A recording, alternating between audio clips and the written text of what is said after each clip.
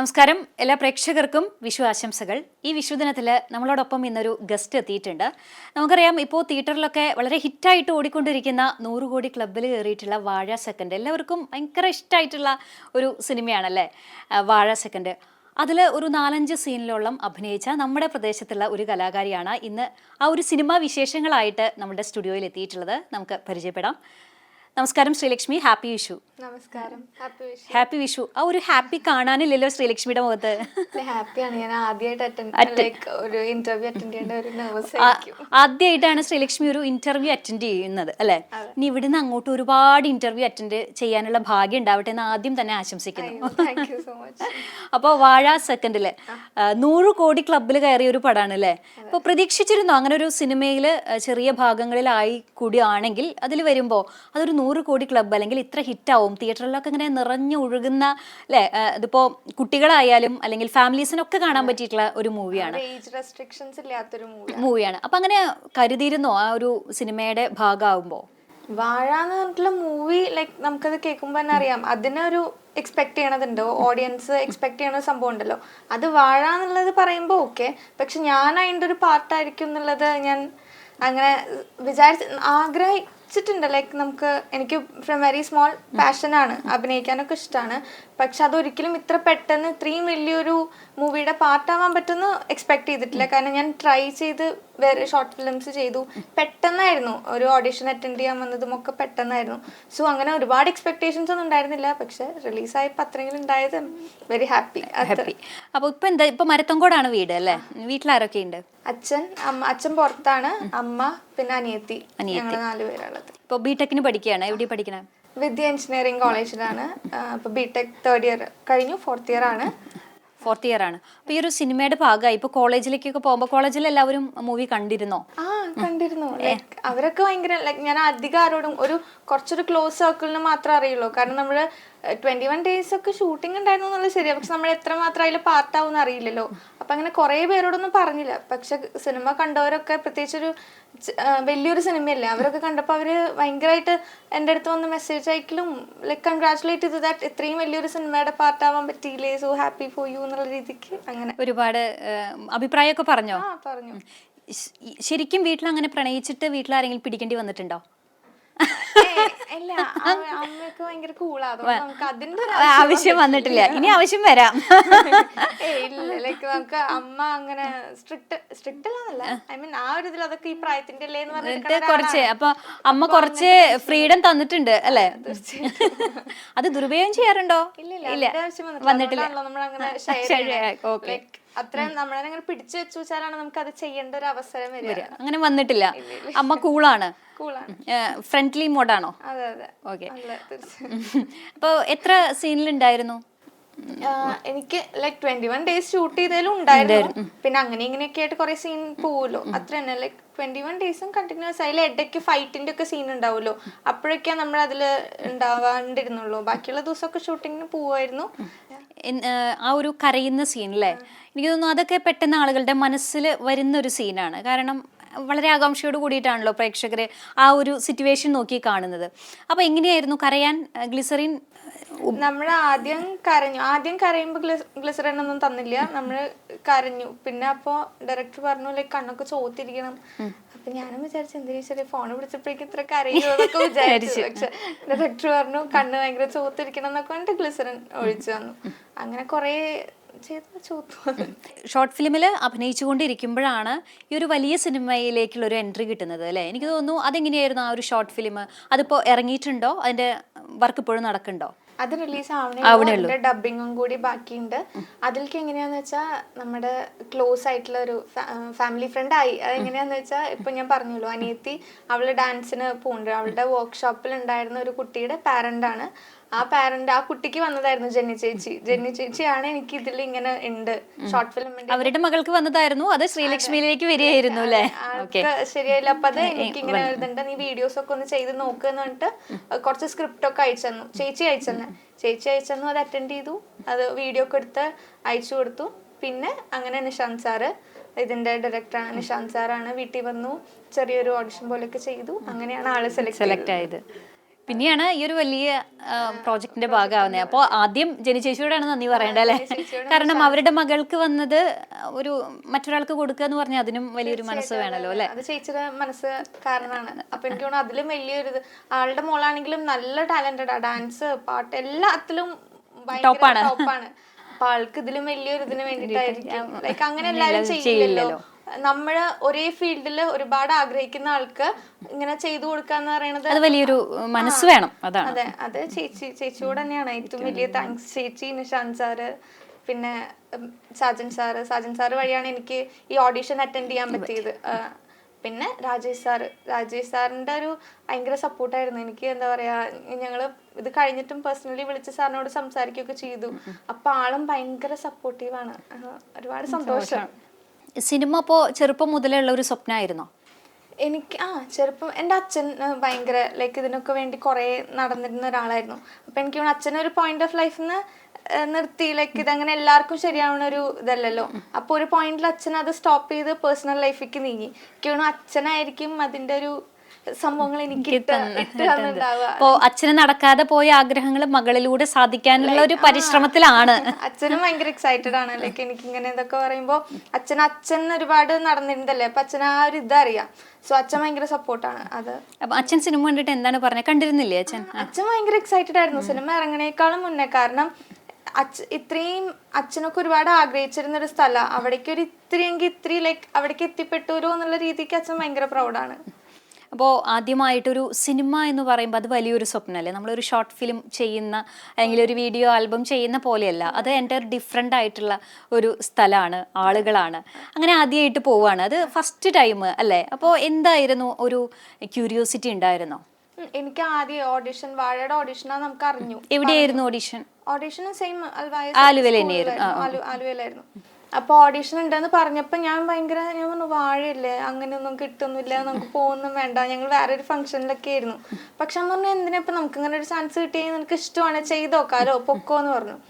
അപ്പൊ പിന്നെ അവിടെ പോയി, അവിടെ ചെന്നപ്പോഴും നല്ല നല്ല രസമുള്ള ആൾക്കാരൊക്കെ ഓഡിഷൻ എന്തൊക്കെ സെലക്ട് ആവാൻ ആ സാധനം ഉണ്ടായിരുന്നു വീട്ടില്. പക്ഷെ അത് കഴിഞ്ഞപ്പോ അവരിങ്ങനെ സെലക്ട് ആയി എന്ന് പറഞ്ഞു. എല്ലാം ഭയങ്കര പെട്ടെന്നായിരുന്നു. നമ്മള് ഓഡിഷന് പോയി ഒരു 2 to 3 ഡേയ്സിന്റെ ഉള്ളായിരുന്നു വർക്ക്ഷോപ്പും വന്നു. വർക്ക്ഷോപ്പ് കഴിഞ്ഞിട്ട് ഷൂട്ടിങ് തുടങ്ങിയത് അങ്ങോട്ട് പോയതൊക്കെ ഒരാഴ്ച 2 ആഴ്ചയുള്ളായിരുന്നു ഇതൊക്കെ നടന്നത്. ഓഡിഷനിൽ എന്തായിരുന്നു അവർ ആദ്യം ചെയ്യാൻ എന്തെങ്കിലും ഒരു ടാസ്ക് തന്നിരുന്നു? ആദ്യം പറഞ്ഞതൊരു കരയണ, ലൈക്ക് നമുക്ക് ബ്രദർ ഓർ സിസ്റ്റർ ഹൂവർ നമ്മുടെ ലൈഫിൽ അത്രയും എന്താ പറയാ ഉള്ള ഒരാള് മരിച്ചു കിടക്കണം, അത് അറിഞ്ഞില്ല, കോളേജിൽ നിന്ന് എവിടുന്നോ പോയി വരുമ്പോ അതറിയാണ്. അപ്പൊ എങ്ങനെയാണ് അതിനെ റെസ്പോണ്ട് ചെയ്യാന്നുള്ളത് ഒരു സിറ്റുവേഷൻ, എന്താ റീസൺ എന്ത് വേണമെങ്കിലും ആക്കാം, അത് കരയണതായിരുന്നു. അലറി കരയണമെന്ന് പറഞ്ഞു. അതൊന്നും അലറിക്കരഞ്ഞു. എനിക്ക് കൂടുതൽ ഇങ്ങനത്തെ സെന്റിമെന്റ് സാധനങ്ങളൊക്കെയാണ് ചെയ്യാൻ പെട്ടെന്ന് വരിക, അതുകൊണ്ട് അത് സെറ്റ് ആയിരുന്നു. പിന്നെ അത് കഴിഞ്ഞിട്ട് ഇങ്ങനെ പ്രണയം സാറ് പിടിക്കുകയാണ്. അപ്പൊ ഒരു ബന്ധുല്ല എന്നുള്ള രീതിക്ക് ഇവരുടെ അടുത്ത് എന്താ സാറുമാരുടെ അടുത്ത് സോറി ഒക്കെ പറഞ്ഞു നിൽക്കണ ഒരു അങ്ങനത്തെ 2 ഇതാണ്. അത് രണ്ടും ചെയ്തു. പിന്നെയാണ് നിങ്ങൾക്ക് ഒരു വർക്ക്ഷോപ്പ് കിട്ടുന്നത് അല്ലേ? കാസ്റ്റിംഗ് ഡയറക്ടർ ആയിട്ടുള്ള രാജേഷ് നാരായൺ. ഈ രാജേഷ് നാരായണൻ നമ്മുടെ CCTVയുടെ കൂടി ഒരു ഭാഗമായിരുന്നു അല്ലെ? പറഞ്ഞിരുന്നോ? ഇങ്ങനെ നമ്മൾ ഇതിനെ കുറിച്ച്, എനിക്ക് എക്സാം ഒക്കെ ഉണ്ടായിരുന്നു ആ സമയത്ത്. അപ്പൊ ആകെ കൺഫ്യൂഷൻ ആയിരുന്നു, നമുക്ക് ഇതിൽ പോണോ, ലൈക്ക് എന്താ വലിയൊരു അവസരമാണ് നമുക്ക് കിട്ടിയത്. പക്ഷെ ഇനി എക്സാം ഒക്കെ വരുമ്പോ വീട്ടിലേക്ക് പോകാൻ പറ്റിയില്ലെങ്കിൽ അതൊരു പ്രശ്നമാവില്ലേ? അതുകൊണ്ട് നമ്മൾ സാറിൻ്റെ അടുത്ത് സംസാരിച്ചപ്പോൾ സാറ് പറഞ്ഞു ലൈക്ക് ഇത്രയും വലിയൊരു സിനിമയുടെ പാർട്ടാവുക എന്ന് പറയുന്നത് തന്നെ വലിയൊരു ഭാഗമാണ്. അത് ചെറുതോ വലുതോ എന്നല്ല. അപ്പൊ അത് അറ്റൻഡ് ചെയ്യാൻ പറ്റുകയാണെങ്കിൽ അറ്റൻഡ് ചെയ്യണം. പിന്നെ ഇഷ്ടമുള്ളൂ. പിന്നെ സാർ അപ്പോഴാണ് പറഞ്ഞത് ഇവിടെ വർക്ക് ചെയ്തിട്ടുണ്ട്, ഇവിടെ എക്സിക്യൂട്ടീവ് എഡിറ്റർ ആയിട്ട് വർക്ക് ചെയ്തു. ഇപ്പോൾ സൂപ്പർ ഹിറ്റ് സിനിമകളുടെ കാസ്റ്റിംഗ് ഡയറക്ടറാണ്. ഓക്കെ, എങ്ങനെയായിരുന്നു ആ ഒരു വർക്ക്ഷോപ്പൊക്കെ എങ്ങനെയുണ്ടായിരുന്നു? അത് നമുക്ക് കൂടുതൽ ഇപ്പോൾ ശ്രീലക്ഷ്മിയൊക്കെ അഭിനയത്തിലേക്ക് കാലെടുത്ത് വെച്ചിട്ടുള്ള ഒരു കലാകാരിയാണ് അല്ലേ? അപ്പോൾ അതുപോലുള്ള ആ തുടക്കത്തിൽ തന്നെ അത്തരത്തിലുള്ള ഒരു ക്ലാസ്സുകളൊക്കെ കിട്ടുമ്പോൾ അത് കൂടുതൽ നമ്മുടെ പ്രൊഫഷണൽ ലൈഫിലും കൂടി ഇമ്പ്രൂവ് ചെയ്യാനുള്ള ഒരു രീതിയായിട്ട് തോന്നിയോ? ഞാൻ ലൈക്ക് നോർമലി നമ്മുടെ അഭിനയം എന്നൊക്കെ പറയുമ്പോൾ എൻ്റെ രീതിയിൽ അഭിനയിക്കുക അത്രേ ഉള്ളൂ. ഫിസിക്കലി എന്തൊക്കെ ചെയ്യണം അങ്ങനത്തെ ഒരു മൈൻഡ് സെറ്റ് ഒന്നും എനിക്ക് അറിയില്ല, അതിനെ കുറിച്ച് അധികം അറിയില്ല. എൻ്റെ ഫസ്റ്റ് സാറിൻ്റെ ആണ് ഞാൻ ആദ്യമായിട്ട് അറ്റൻഡ് ചെയ്യണ ഒരു വർക്ക്ഷോപ്പ്. മുന്നേ ഞാൻ ഒന്നും ഇതിന് വേണ്ടിയിട്ട് ചെയ്തിട്ടില്ല. അപ്പൊ അത് കംപ്ലീറ്റ്ലി ഞാൻ മനസ്സിൽ വിചാരിച്ചേക്കാളും ഡിഫറെൻ്റ് ആയിരുന്നു. കാരണം നമ്മുടെ ബോഡി എങ്ങനെ ചെയ്യണം, ലൈക്ക് ഫിസിക്കലി എങ്ങനെയൊക്കെ ആയിരിക്കണം പെരുമാറേണ്ടത്, അങ്ങനെ ഫുൾ ഞാൻ വിചാരിക്കാത്ത ഒരു ലെവൽ ഓഫ് സംഭവങ്ങളായിരുന്നു അവിടെ പറഞ്ഞത്. അത് വല്ലാത്തൊരു എക്സ്പീരിയൻസ് ആയിരുന്നു. പിന്നെ രാജേഷ് സാർ എന്ന് പറഞ്ഞാൽ ഭയങ്കര സിമ്പിൾ ആയിട്ടുള്ള നല്ലൊരാളായിരുന്നു. അപ്പൊ ആളുടെ ഒപ്പം അത് ആളുടെ ക്ലാസ് എന്ന് പറയുന്നതും അടിപൊളിയായിരുന്നു.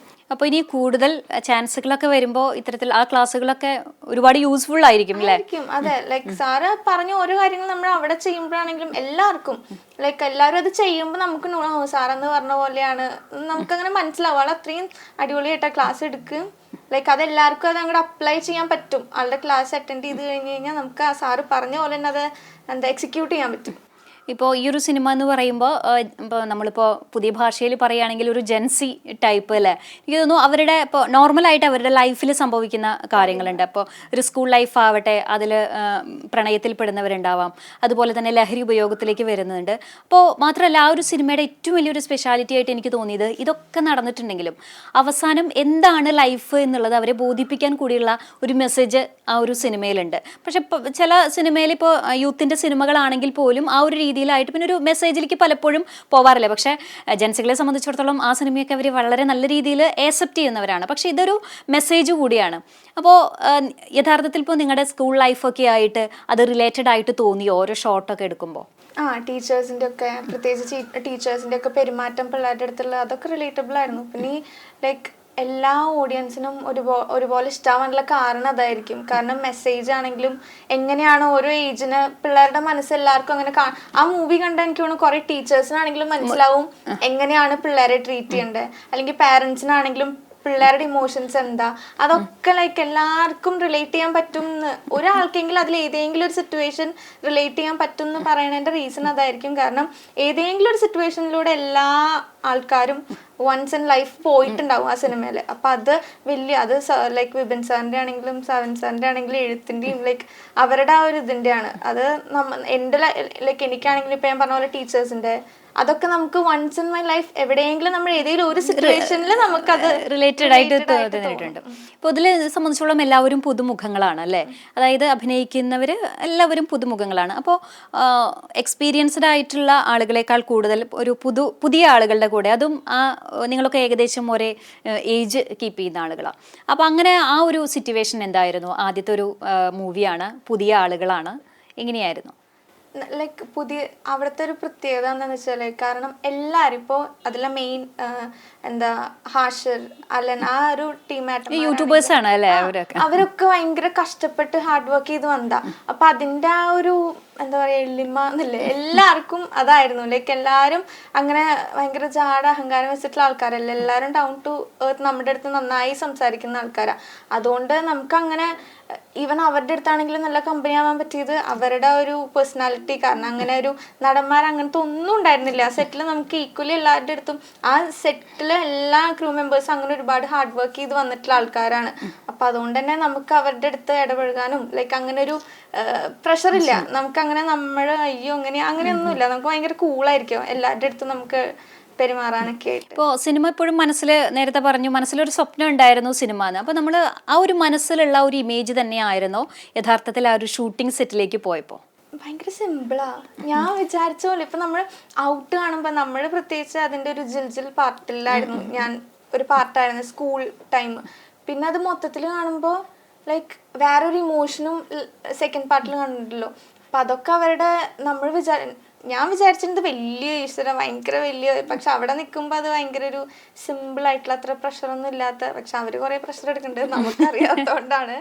അവര് ബാക്കിൽ അതിന് ബാക്കിൽ വർക്ക് ചെയ്യുന്ന ആൾക്കാരൊക്കെ ഒരുപാട് ഇതെടുത്ത് അതിന്റെ ഒരു ഔട്ടാണിത്.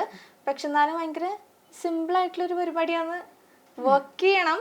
നമുക്ക് ഞാൻ വിചാരിച്ച ഭയങ്കര വലിയ തലവേദന അങ്ങനെയൊക്കെ ആയിരിക്കും. പക്ഷെ അതല്ല, എന്നാലും ഭയങ്കര തലവേദന ഉള്ളവർ. പക്ഷെ അത് ഭയങ്കര കാം ആൻഡ് സിമ്പിൾ ആയിരുന്നു. എനിക്ക് തോന്നുന്നു ഫസ്റ്റ് ഹാഫ് നല്ലൊരു കോമഡിയാണ് അല്ലേ? പക്ഷേ സെക്കൻഡ് ഹാഫിലേക്ക് വരുമ്പോഴാണ് പിന്നെ അതൊരു ഫീലിലേക്കും ഒരു വല്ലാത്തൊരു ഫീലിലേക്കും നമ്മുടെ ഹേർട്ടച്ച് ഫീലിംഗ് എന്നൊക്കെ പറയില്ലേ, അതുപോലെ ഒരു രീതിയിലേക്കൊക്കെ വരുന്നത്. അപ്പോൾ ആ ഒരു സമയം എങ്ങനെയായിരുന്നു? നിങ്ങളും ആ സെറ്റിൽ അങ്ങനെ തന്നെയായിരുന്നോ? ആ ഒരു സ്കൂൾ ലൈഫിലും ആ ഷൂട്ട് സമയം അത് കഴിഞ്ഞു കഴിഞ്ഞാൽ പിന്നെ എങ്ങനെയാണ് നിങ്ങളുടെ ഒരു ദിവസമൊക്കെ? അതോ രാവിലെ മുതൽ ഈവനിങ് വരെ ഷൂട്ട് ഉണ്ടാവാറുണ്ടോ? 6:30 നമ്മൾ ഫ്ലാറ്റിലേക്ക് വണ്ടി വരും. അപ്പം നമ്മൾ പോവാ. 6:30 പോയാൽ ഈവനിങ് സ്കൂളിലല്ലേ. എനിക്ക് തോന്നുന്നു പുറത്തെ സീനൊക്കെ അവർ ആവശ്യത്തിന് ടൈം എടുത്തിട്ടുണ്ട്. പക്ഷെ സ്കൂളായതുകൊണ്ട് ഓൾമോസ്റ്റ് ഒരു 6:30 6:30 ഒക്കെ ആകുമ്പോൾ പാക്കപ്പ് ആവും. നമ്മൾ പിന്നെ ഫ്ലാറ്റിലേക്ക് പോവും. പിന്നെ അവിടെ റൂമിൽ സ്കൂൾ ആ ഒരു ടൈമിൽ പറഞ്ഞാൽ ശരിക്കും സ്കൂളിലുള്ള പോലെ എല്ലാരും യൂണിഫോം ഇട്ടിട്ട് അങ്ങനെ പ്രായ വ്യത്യാസമൊന്നുമില്ല. ഇപ്പൊ അതിലെ ഹെട്ടന്മാരാണെങ്കിലും ലൈക്ക് എല്ലാവരും യൂണിഫോം ആണ്. പിന്നെ നല്ല തമാശയാണ്. ഇപ്പൊ നമുക്ക് ബ്രേക്ക് കിട്ടുന്ന സമയത്താണെങ്കിലും അങ്ങനെ സീനില്ലാത്ത സമയത്തൊക്കെ ആണെങ്കിൽ ഇരിക്കണു, തമാശ പറയണു. പിന്നെ അതിൽ തന്നെ ഉള്ള ഒരു ആളായിരുന്നു ഹുസിയാർ എന്നൊക്കെ പറഞ്ഞിട്ട്, ആളൊക്കെ മാജിക് ഒക്കെ കാണിക്കും. അതൊക്കെ കണ്ട് അങ്ങനെ ഇരുന്ന് ലൈക്ക് നല്ല അടിപൊളിയായിരുന്നു. ഭയങ്കര സ്കൂൾ ടൈം ആ ഒരു സംഭവം നമുക്ക് കിട്ടും. ഒരു സ്കൂളിലേക്ക് തിരിച്ചു പോയിട്ടുള്ള ഒരു ഫീലായിരുന്നു. ഇപ്പോൾ ആദ്യമായിട്ടൊരു സിനിമ സെറ്റിലേക്ക് പോയി, അപ്പോൾ ഇത് കൊള്ളാം, ഇത് എനിക്ക് പറ്റുന്നതാണ്, അല്ലെങ്കിൽ എനിക്ക് ഇത് മതി, അങ്ങനത്തെ ഒരു ഫീലൊക്കെ തോന്നിയോ? എനിക്ക് ഒന്നാമത്തത് അഭിനയം മാത്രല്ല, എനിക്ക് എഴുതാനും അതുപോലെ ഡയറക്ഷനൊക്കെ കാണാൻ ഇഷ്ടമാണ്. ഡയറക്ഷൻ എഴുതാറുണ്ട്. അപ്പോ എനിക്ക് അതിലെല്ലാ എന്താണ് കഥകളോ എഴുതാറുണ്ട് ചെറുപ്പം മുതല് ഇഷ്ടാണോ? എനിക്ക് എഴുതാൻ ഇഷ്ടമാണ്. ഞാൻ ലൈക്ക് വെറുതെ ഇരിക്കുമ്പോഴൊക്കെ അല്ലെങ്കിൽ നമ്മൾക്ക് ലൈക്ക് ഒരു ടൈം കണ്ടെടുത്ത് എഴുതാറുണ്ട്. അത് പിന്നെ ഈ കോമ്പറ്റീഷൻ ഒക്കെ സ്കൂൾ സ്റ്റോറി റൈറ്റിംഗ് മലയാളം അങ്ങനെ ചെയ്യാറുണ്ട്. എനിക്കിഷ്ടം. അപ്പോൾ അതില് നമ്മൾ സെറ്റിൽ പോകുമ്പോൾ അഭിനയിക്കുന്നത് മാത്രമല്ല, അപ്പോൾ ഓരോ കാര്യങ്ങൾക്കും നമുക്ക് ശ്രദ്ധിക്കാൻ തോന്നും. കാരണം അവര് ഡയറക്ടർ ഇരിക്കണം, ബാഗു അവര് മോണിറ്ററിൽ നോക്കി പറയണത്, അവര് ലൈക്ക് നമുക്ക് എല്ലാം അവിടെ ഓരോ സ്ഥലത്ത് നോക്കി പഠിക്കാനുള്ളതുണ്ട്. അപ്പൊ നമുക്ക് അങ്ങനെ ബോറടിക്കൊന്നുമില്ല. ലൈക്ക് എനിക്ക് ഓൾറെഡി എനിക്ക് ഇഷ്ടമാണ് ഇതൊക്കെ. അപ്പൊ അതിന്റെ ഒപ്പം ഇവരൊക്കെ ഒരു പുതിയ എക്സ്പീരിയൻസ് ആണ്. ഞാൻ ഫസ്റ്റ് ടൈമാണ് ഒരു മൂവി സെറ്റ് എന്നൊക്കെ. അതും വലിയൊരു മൂവി സെറ്റ് 100 കോടി ക്ലബിൽ എന്നൊക്കെ പറഞ്ഞാൽ വലിയൊരു കാര്യമല്ലേ. അപ്പൊ അതിന്റെ ഒരു പാർട്ടാവാന്ന് പറയുമ്പോൾ ഞാൻ ലൈക്ക് അഭിനയം, അത് നമ്മളിപ്പോ വെറുതെ ഇരിക്കുന്ന സമയമാണെങ്കിലും ആ ഡയറക്ടർ ഇരിക്കണം അവിടെയൊക്കെ ചെന്ന് നമ്മൾ അങ്ങനെ നോക്കിക്കുമ്പോൾ നമുക്ക് എന്തൊക്കെയോ പഠിക്കാൻ പറ്റുന്ന ലൈക്ക് എല്ലായിടത്തും നമുക്ക് എന്തൊക്കെയോ എനിക്കിഷ്ടമുള്ളത് കൊണ്ടായിരിക്കാം. എല്ലാവർക്കും അങ്ങനെയാണോന്ന് അറിയില്ല. എനിക്ക് എന്താ പറയാ എല്ലാ ഭാഗത്തുനിന്നും ഒരു നമുക്ക് പഠിക്കാനുള്ള എന്തൊക്കെയോ ഉണ്ടെന്ന് തോന്നിയിട്ടുണ്ട്. ഇപ്പോൾ കോളേജിൽ നിന്ന് വിദ്യ എഞ്ചിനീയറിംഗ് കോളേജിൽ അല്ലേ, അവിടെ നിന്ന് വന്ന ശേഷം, അതായത് സിനിമ ഹിറ്റായി ഇപ്പോഴും ഓടിക്കൊണ്ടിരിക്കുകയാണ്, 100 ക്ലബ്ബിൽ കയറി കഴിഞ്ഞു. അപ്പോൾ ഒരു സിനിമയിൽ അഭിനയിച്ചു എന്ന് പറയുമ്പോൾ നമ്മളെ അതുവരെ കണ്ടിരുന്ന ഒരു ഇമേജ് അല്ല ഒരു സിനിമയിൽ മുഖം കാണിച്ചാൽ പിന്നീട് കിട്ടുന്ന ഒരു ഇമേജ്. അങ്ങനെയൊക്കെ ഫീൽ ചെയ്ത് തുടങ്ങിയിട്ടുണ്ട്, അല്ലെങ്കിൽ ആളുകൾ ഇപ്പോൾ തിരിച്ചറിയാൻ ആ ഒരു സിനിമ കണ്ടവർക്ക് മനസ്സിലാവുന്നുണ്ടോ? സിനിമ കണ്ടവർക്ക് മനസ്സിലാവുണ്ട്, അറിയാത്ത ആൾക്കാർക്ക് ഇപ്പൊ ചിരിക്കുക അതൊക്കെ കാണാൻ സന്തോഷമുണ്ട്. പക്ഷെ നമ്മൾ ഫ്രണ്ട്സിന്റെ ഇടയിൽ അങ്ങനെയൊന്നും ഇല്ല. കാരണം ഫ്രണ്ട്സിന്റെ ഇടയിൽ നമ്മൾ എന്ത് വലുത് ചെയ്താലും നമ്മൾ ആ ഒരു പഴയതായിട്ട് തന്നെ നമ്മളെ ട്രീറ്റ് ചെയ്യുള്ളൂ. അപ്പൊ ഫ്രണ്ട്സിന്റെ ഇടയിൽ ഭയങ്കര അമ്മേ ഇവളോ അങ്ങനെ ഞങ്ങൾ ഇതൊക്കെ എത്ര കണ്ടിട്ടുള്ളതാ, ഇതിന്റെ പേരിൽ വലിയ ആളാവണ്ട അവിടെ ഇരുന്നു അത്ര തന്നെ ഉള്ളൂ. ഫ്രണ്ട്സിന്റെ ഇടയിൽ ടീച്ചേഴ്സ് ഒക്കെ പറഞ്ഞു ലൈക്ക് എനിക്ക് ഇതിന്റെ ഷൂട്ടിങ്ങിന്റെ സമയത്ത് ഒരു ലാബ് എക്സാം അറ്റൻഡ് ചെയ്യാൻ പറ്റിയിട്ടുണ്ടായിരുന്നില്ല. അപ്പോഴൊക്കെ ടീച്ചേഴ്സ് പറഞ്ഞു ഒരു സിനിമയ്ക്കൊക്കെ വേണ്ടിട്ടാണോ ലാബ് എക്സാം ഒക്കെ കളയണത് ചോദിച്ചു. അതപ്പോ അത്ര ഇഷ്ടമായില്ല. അപ്പൊ എനിക്ക് ടെൻഷൻ ഉണ്ടായിരുന്നു. കാരണം ഇനി ലാബ് എക്സാമും പോയി ഇതില് ഒന്നും ഉണ്ടായില്ലെങ്കിൽ ഇതാവില്ലെന്നായിരുന്നു. പക്ഷെ സീനൊക്കെ വന്നപ്പോ മിസ്സുമാരും കണ്ട് ഫോട്ടോ ഒക്കെ അവര് സിനിമ കാണാൻ പോയിട്ട് ഫോട്ടോ ഒക്കെ എടുത്ത് അയച്ച് നന്നായിട്ടുണ്ട്. ഇപ്പൊ ലാബ് എക്സാം എഴുതിയില്ലെങ്കിൽ ഒരു സിനിമയിൽ അഭിനയിക്കാനുള്ള ഭാഗ്യം ഉണ്ടായിരുന്നു. എനിക്ക് ഓക്കെ ആയിരുന്നു. ലൈക്ക് അമ്മയ്ക്കായിരുന്നു പിന്നെ അറ്റൻഡ് ചെയ്യാൻ പറ്റിയില്ലല്ലോ എന്നുള്ളത്. അച്ഛൻ എന്ത് പറഞ്ഞു? എക്സാം പോണെങ്കിൽ പോട്ടെ. അച്ഛൻ പറയാ എക്സാം ഇനി എഴുതിയിരിക്കാം, പക്ഷെ ഈ ഒരു സിറ്റുവേഷൻ ഇനി വരില്ല. അപ്പൊ എന്താ എക്സാം സാറില്ല പോട്ടെ കംപ്ലീറ്റ് പിന്നെ എഴുതിയിരിക്കാന്ന് പറഞ്ഞു. അപ്പൊ അങ്ങനെ നല്ലൊരു സിനിമയുടെ ഒരു ഭാഗമായി. ഇനിയും ഒരുപാട് സ്വപ്നങ്ങളൊക്കെ ഇപ്പൊ ഉള്ളിൽ ഉണ്ടാവും അല്ലേ? തീർച്ചയായിട്ടും. ആരെയാണ് ഏറ്റവും കൂടുതൽ ആരുടെ മൂവീസ് ഒക്കെ കാണാറുള്ളത്? അങ്ങനെ മൂവീസ് കുറെ കാണുന്ന ശീലമുണ്ടോ?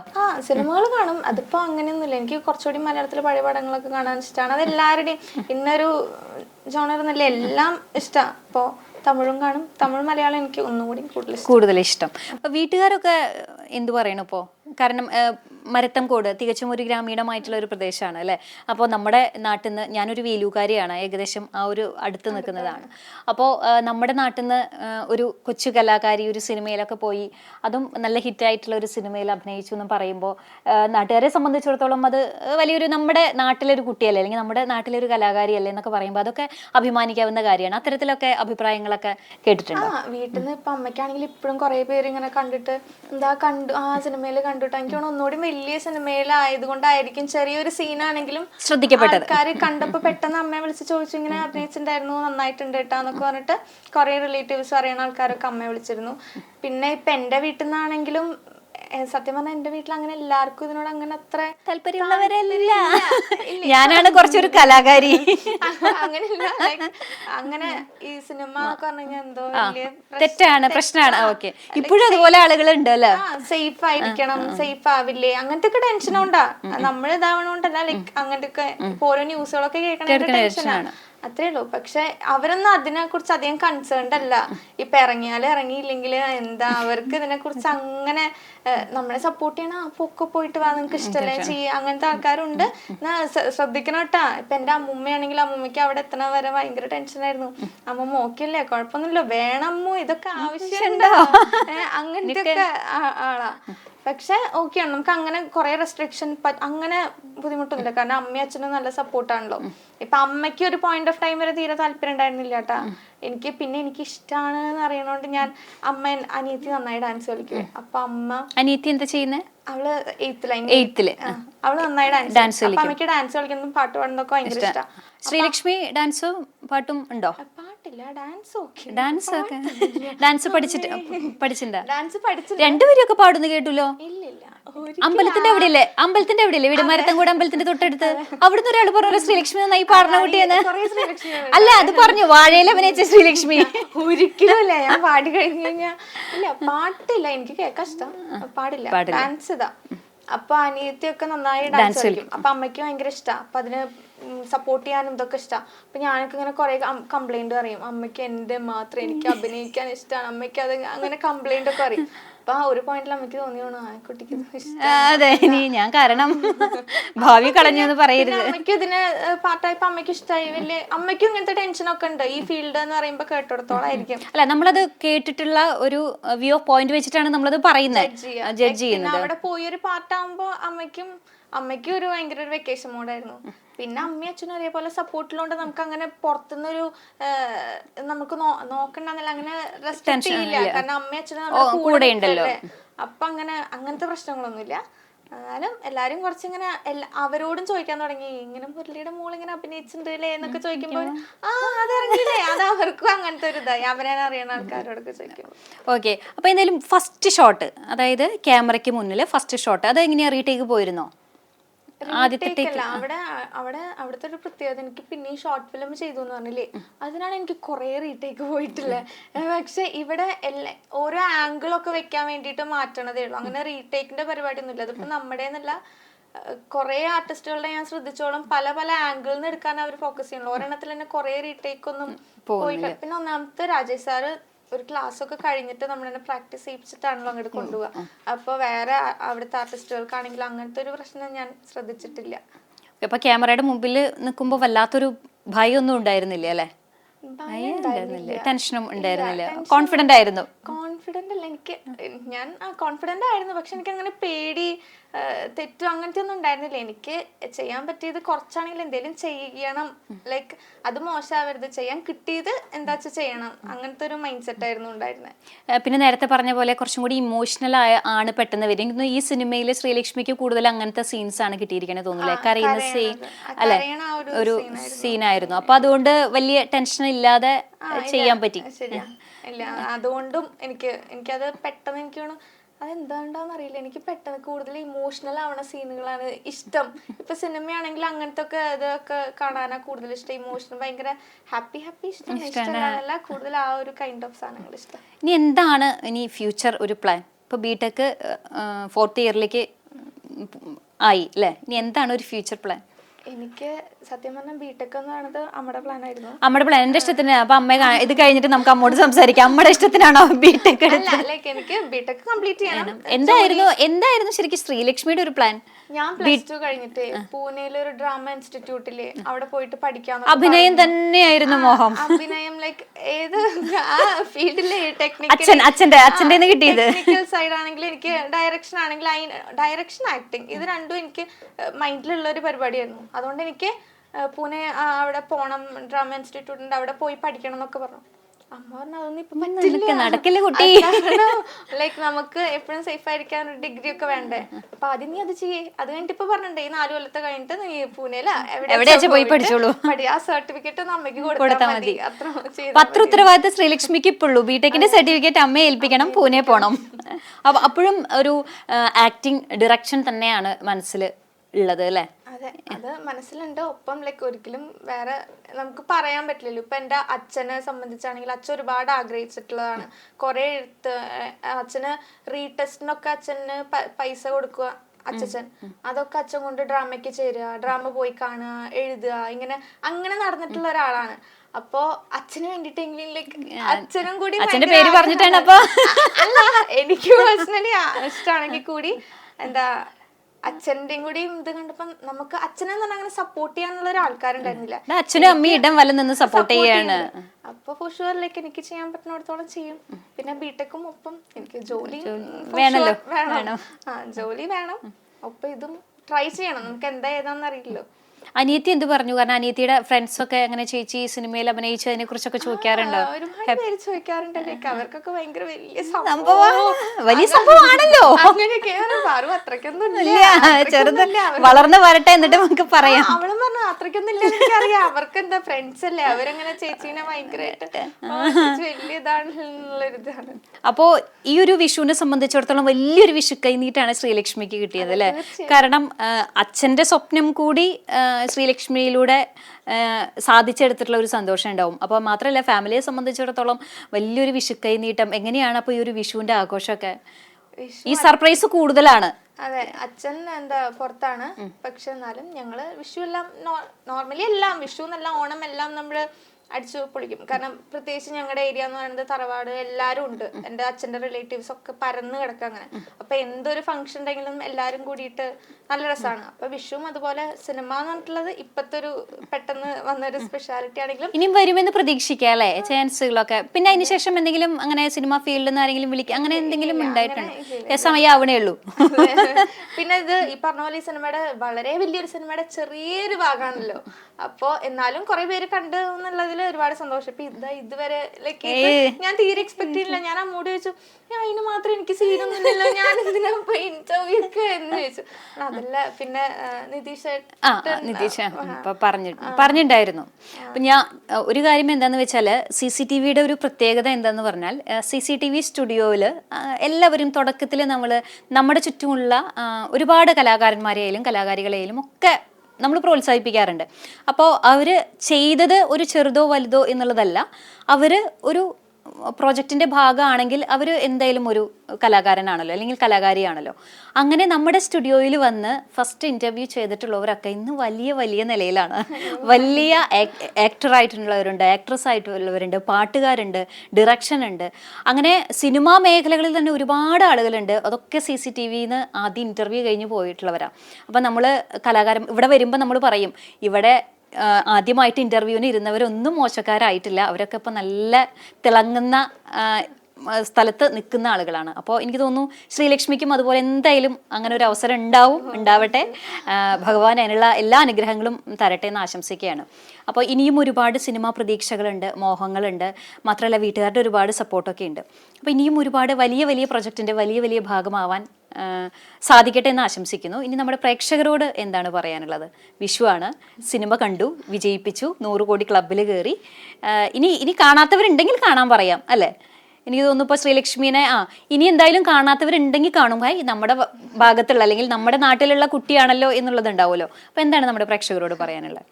എല്ലാവർക്കും നമസ്കാരം.